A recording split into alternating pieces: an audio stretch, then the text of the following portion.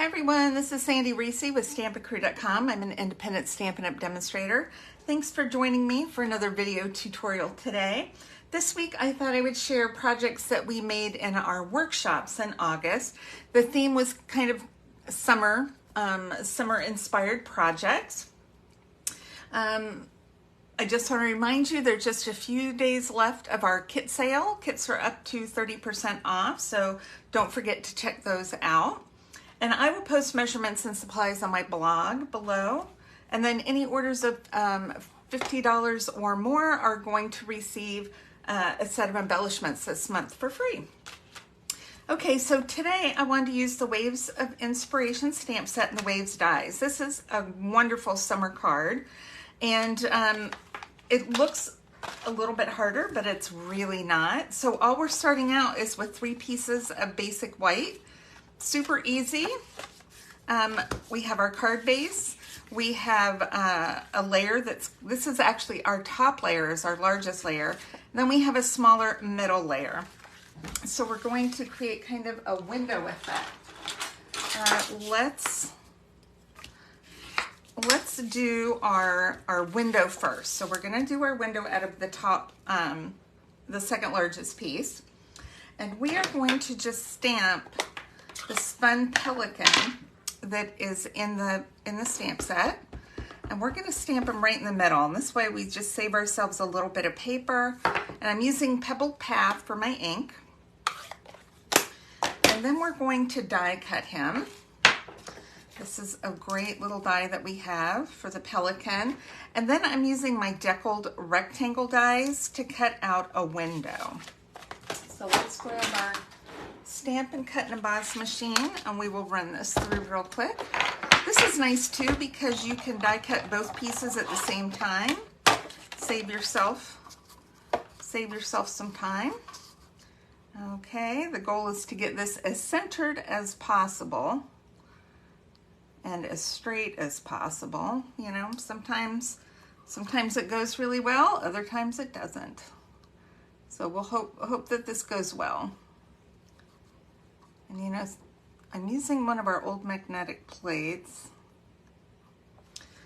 but I think my look how old that is.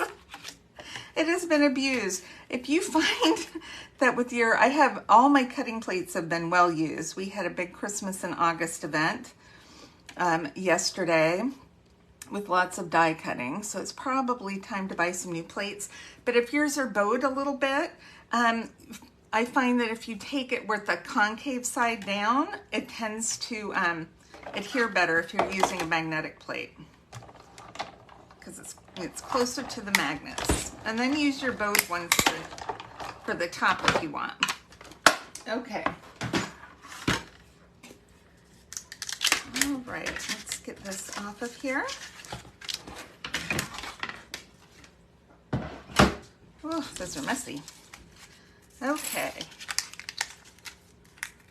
well, that cut out pretty well, so we don't need this. I'll get rid of that. And I'm going to let's color our pelican real quick. I'm going to use a little bit of dark Daffodil Delight. I'm just going to use this on his beak, and then maybe on his feet a little bit. And then I have, what color is this? It is, one of our, I gotta sneeze, excuse me. Excuse me. It is number 500 out of our neutral blends. And I'm just coloring the body of the penguin. They're actually a little more gray than this, but I wanted some of the detail to show through, so I wanted to use a lighter color. And then I'm just going to use a blender pen to fill in my weathered dock. It's not adding a lot of color, it's just kind of filling in a little bit where there might be white. Okay. Now, when we place this, we are going to stamp our words right here. So I'm going to do a birthday. but I didn't want to center it in the middle of my frame, so I'm kind of laying that down where I'm going to place it. so I can stamp my happy birthday. Gotta get a little closer here, over to the left a bit. It's down a little bit more than I wanted, but that's okay. All right, so we are done stamping on these two pieces. So let's take what we're gonna see through our window. This is our kind of our landscape, or seascape as it may be. I'm going to take the big wave image, and I'm going to ink it up with Azure Afternoon. I love this color. All right, and this is bigger and wider than our cardstock, so we just want to make sure the bottom's pretty much covered. There we go. And even if it's not, our frame's going to cover that up, so it won't matter. Then I'm going to take some balmy blue, and just using a small blending brush. You could use a large one. And I'm just going to fill in a little bit around the wave on the water. And it's okay if it kind of goes off the wave a little, because it's like spray, you know, sea spray. All right, that's all we're doing on that. And then I'm going to take some Daffodil Delight. We're going to make a fun sky that's kind of yellow. So just think kind of more of a sunset, a little darker around the edges and a little lighter going towards the ocean. Just something different than your standard blues, so we can impart a little more color in there. And then we've got these fun little birds. Now these are really small stamps, so you have to be careful. You just barely want to press them. You press them too hard and you could get a halo, and we never want halos. So we're just going to stamp those low, like that. And if we need any more, if our pelican covers some of it, we will work with that. Okay, now in theory, you should be able to place this right in the middle, or centered on the card front, and then we have our frame on top.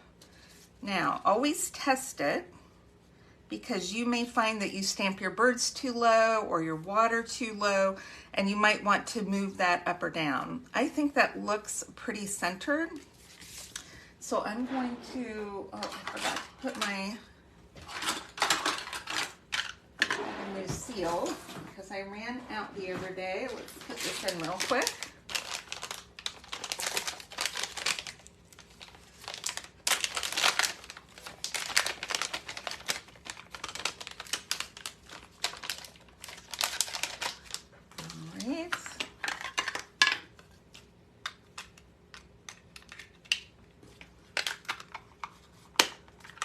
Okay, let's get that going. There we go.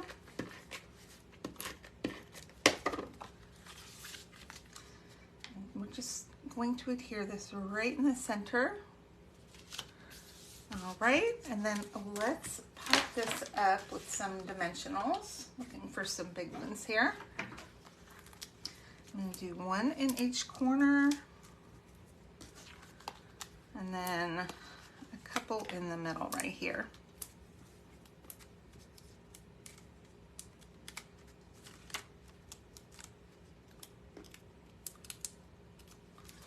Okay.